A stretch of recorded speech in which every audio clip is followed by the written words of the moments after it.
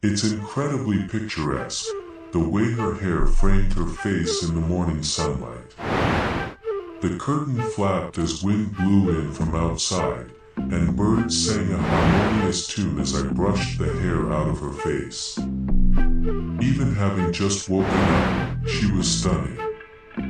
Time ticked to a crawl as a smile began to shine upon her lips. I started to reach towards her, but then I saw something. It was just behind the curtain, impossibly still. It cast a large, circular shadow through the thin fabric. I felt it was inches from the glass, its shadow nearly blotting out the sun. The wind began to push the curtain again, and the thing outside inched into view. I bolted upright in my bed, a pulsating pain resonating from the back of my skull. My eyes shot over to the window. The curtain was still, a dim yellow light seeping through its seams. Groaning, I snatched the bottle of ibuprofen off my nightstand, pushing empty cans out of the way in the process. I shook 2 of the pills onto my palm, downing them as I pulled myself off my bed. I trudged towards the window, pushing the dirty clothes that littered the floor aside with my foot. With my index finger, I moved the curtain to the side as sunlight began to spill into the room. My eyes strained as they adjusted to the harsh light. The dull gray blocks of the city outline pushed against the morning sun, cradling it against their harsh edges. I scanned my eyes across the parking lot in front of the apartment complex, and then I saw her. There she was, in all her ethereal beauty. Mia Costello, the woman of my dreams, was getting in her car as she headed to her morning shift. My heartbeat quickened as she began to drive away. Mia was an internet micro-celebrity who lived in my apartment building, just a few doors down from mine. She was also the love of my life. All her fans adored Mia, but none of them knew her as I did. I lived near her, and I could exist in her world. The first time we spoke, she picked up a piece of mail I had dropped. When she handed it to me, I saw her beauty for the first time. For the first time in years, my life had meaning. There was something about the way she smiled at me. When she handed me the letter I had dropped, her fingertip brushed against my hand. That little touch sent sparks throughout my whole body. Ever since that moment, we have shared something truly special. Sometimes, I would wait until the precise moment she'd leave her house and smoke right outside my door, just to catch a glimpse of her passing by. The way she would smile at me never failed to make my day. That smile was my one and only treasure. After watching her car disappear behind a building, I made my way over to my computer. I pushed the stained bowls and empty cups to the other side of the desk. I made sure to devote some time to her every day. Today was my day off, so I had more free time to give her. I'd spend hours scrolling through her social media pages, reading every comment.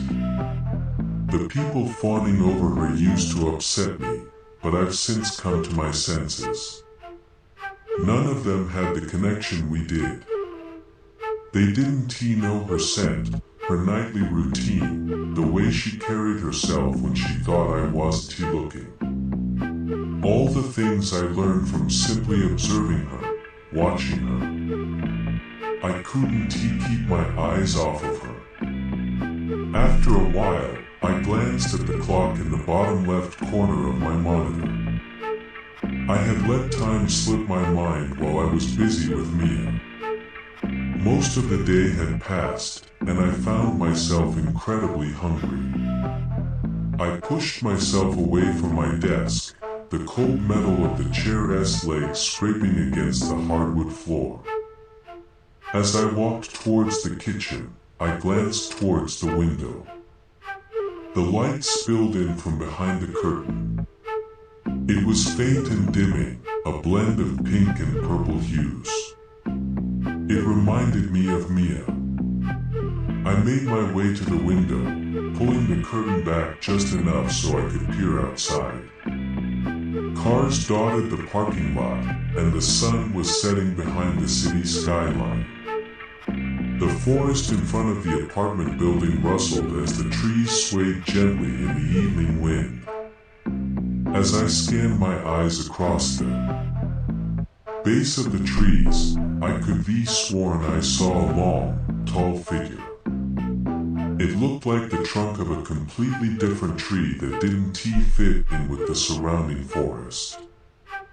I leaned closer against my window, my forehead lightly pressing against the glass. Then I blinked, and it was gone. I rubbed my eyes before taking a second glance. Nothing was there. Not much happened over the next few days. Sometimes when I came home from work, I'd see Mia. She was eternally beautiful, even when she was just going about her everyday life. I always made sure to smile and wave any time I saw her. When she would forget to close her curtains, I'd pass a glance into her apartment. It was the small things she'd do that made me love her. Most nights, when I watched the new videos she posted, I'd pause the video and stare into her eyes as she applied her mascara. One day, I'd be able to tell her that she didn't need all of that makeup to look beautiful. She wasn't like other girls. Her natural beauty was all she'd ever need.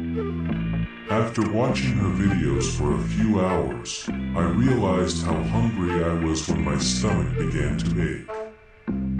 I got up and walked over to my fridge.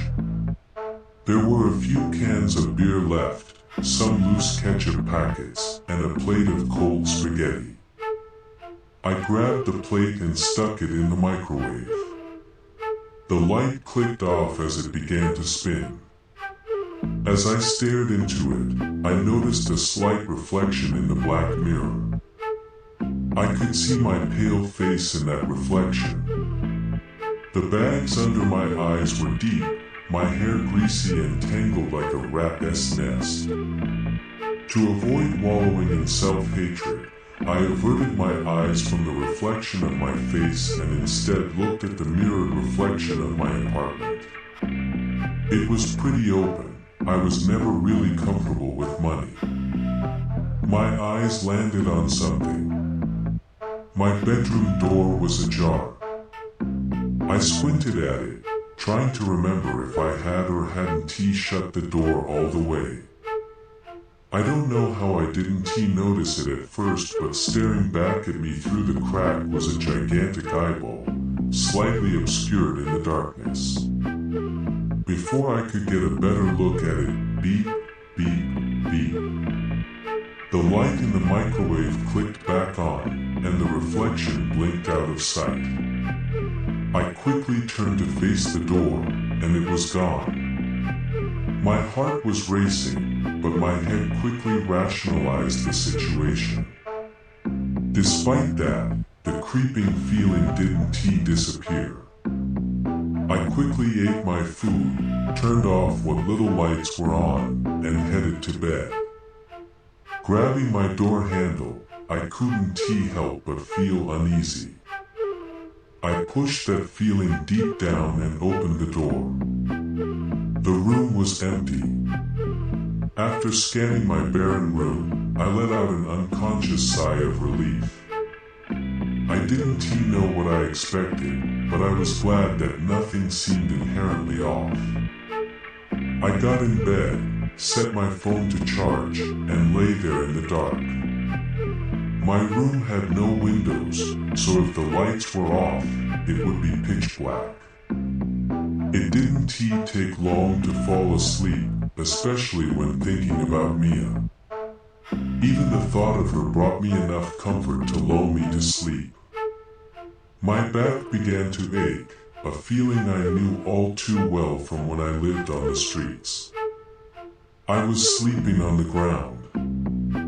I hesitantly opened my eyes.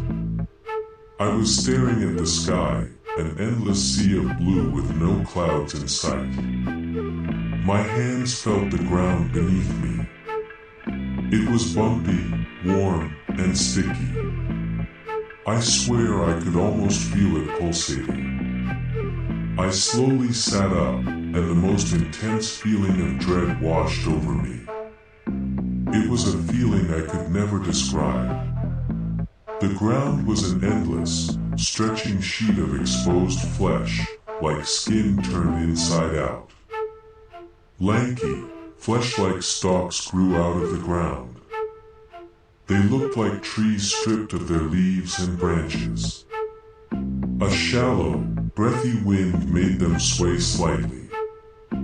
I slowly got up, my clothes sticking to the tacky red substance that was oozing out of the flesh beneath me. It stuck to my feet as I walked towards one of the stalks with all the grace of a newborn deer. It was